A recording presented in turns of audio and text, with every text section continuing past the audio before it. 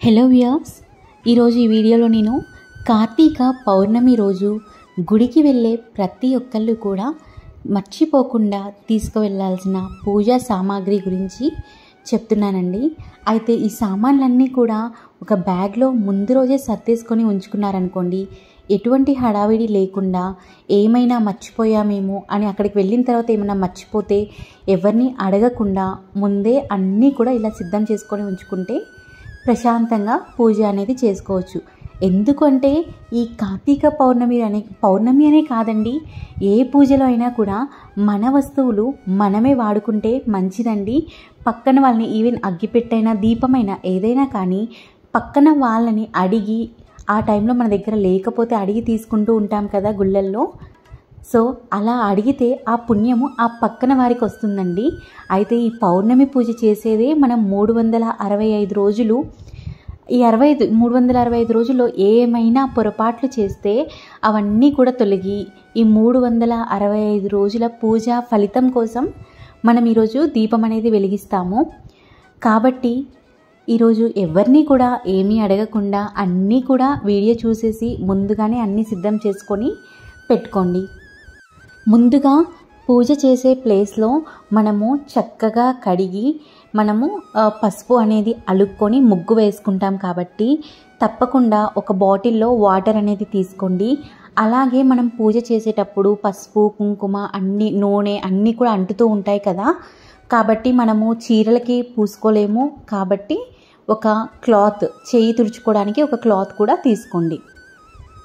ఆ తర్వాత పసుపు తీసుకొని వెళ్ళాలండి. ఎందుకంటే కింద మనము పసుపుతో కొద్దిగా అంటే ముందు నీళ్ళతో శుభ్రం చేసిన తర్వాత పసుపుతో అలికి మనము ముగ్గు వేస్తాం కాబట్టి అక్కడ అలకడానికి పసుపు, అలాగే మనం పూజలో వాడుకోవడానికి, అలాగే పసుపు గణపతిని కూడా చేస్తాం కదండి. అందుకోసం కొద్దిగా ఎక్కువ మొత్తంలోనే పసుపు, కుంకుమ తీసుకొని వెళ్ళండి. అక్షింతలు ముందుగానే ఇంటి దగ్గరే పసుపు అక్షింతలు కలుపుకొని తీసుకొని వెళ్ళండి. ఆ తర్వాత తమలపాకులు ఖచ్చితంగా తీసుకొని వెళ్ళండి. ప్రమిదల కింద పెట్టడానికి, అలాగే నైవేద్యం పెట్టుకోవడానికి, పసుపు గణపతిని పెట్టుకోవడానికి ఇలా మనకి తమలపాకులు కూడా అవసరం అవుతాయి. కాబట్టి ఒక 10 నుంచి 15 వరకు తమలపాకులు కూడా తీసుకొని వెళ్ళండి. ముందు రోజే నేతిలో 365 వత్తులు, మీరు ఎన్ని దీపాలు పెట్టుకోవాలి అనుకుంటున్నారో అన్ని 365 వత్తులు, అలాగే మనం ఉసిరి దీపాలైతే ఉసిరి దీపాలకి, లేదు అనుకుంటే పిండి దీపాలైతే పిండి దీపాలకి కావలసిన వత్తులు ఎన్ని సరిపోతాయో అన్ని తీసుకొని, కావాలంటే కొద్దిగా ఎక్స్ట్రాగానే తీసుకొని ఎవరైనా అడిగితే కూడా మనం ఈరోజు ఇవ్వచ్చండి. ఈరోజు ఇలా మనము దీపంకి సంబంధించినవి ఏమి కూడా ఎవరికైనా ఇస్తే చాలా పుణ్యం అన్నమాట. కాబట్టి కొద్దిగా ఎక్కువైనా కానీ వత్తులు తీసుకొని వెళ్తే మంచిది.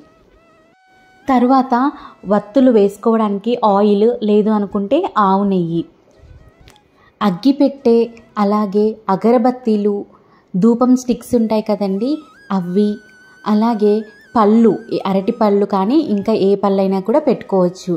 అలాగే మనము తాంబూలంలో పెట్టడానికి ఇంకా దక్షిణకి కోసం కూడా చిల్లర నాణాలు, ఒక కలశము, ఉద్దరిని, మళ్ళీ నైవేద్యంకి కావలసిన నైవేద్యం మనం ఏమైతే ప్రిపేర్ చేసుకుంటామో అవన్నీ, అంటే చలివిడి, వడపప్పు, బెల్లం అయితే కంపల్సరీగా తీసుకొని వెళ్ళండి.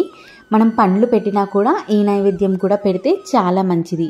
అలాగే పువ్వులు, హారతి ఇవ్వడానికి కోసం అనేసి హారతి కర్పూరం బిళ్ళలు, అలాగే హారతి పెట్టుకోవడానికి సామాన్లు, కొబ్బరికాయ, ఉసిరి దీపాలు, పిండి దీపాలు పెట్టుకోవాలి అనుకునే వాళ్ళు ఆ ఉసిరికాయలు, పిండి దీపాలు కూడా ముందుగానే ప్రిపేర్ చేసుకొని తీసుకొని వెళ్ళండి. అలాగే మీరు ఎన్ని ప్రమిదల్లో అయితే మీరు దీపాలు వెలిగించుకోవాలనుకుంటున్నారో ఆ ప్రమిదలన్నీ కూడా ముందుగానే కౌంట్ చేసుకొని కొత్తవి తీసుకొని ముందుగానే గంధము, కుంకుమలు పెట్టి అలంకరించుకొని తీసుకొని వెళ్తే ఎటువంటి హడావిడి లేకుండా మీరు అప్పటికప్పుడు పూజ అనేది ప్రశాంతంగా చేసుకోవచ్చు. అలాగే ఈరోజు కార్తీక పౌర్ణమి రోజు పూజ అయిన తర్వాత కొంతమంది దానంగా స్వయం పాకం కానీ దీపదానం కానీ ఇస్తారండి. అలా స్వయం పాకం ఇచ్చేవాళ్ళు, దీపదానం చేసేవాళ్ళు వాటికి సంబంధించిన వస్తువులు కూడా ముందుగానే ప్రిపేర్ చేసుకొని పెట్టుకుంటే ఎలాంటి హడావిడి అనేది ఉండకుండా ప్రశాంతంగా చేసుకోవచ్చు. నాకు తెలిసి అన్నీ చెప్పేశానండి. నేనేమైనా మిస్ చేసి ఉంటే నాకు కూడా చెప్పండి కామెంట్ సెక్షన్లో.